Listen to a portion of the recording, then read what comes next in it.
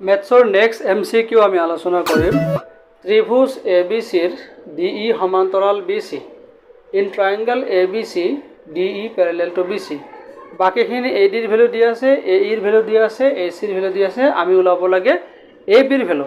তেতিয়া হলে এই চাৰিটা অপচনৰ ভিতৰত কোনটো অপচন কাৰেক্ট হ'ব প্ৰথমে আমি অঙ্কটো কৰি চাম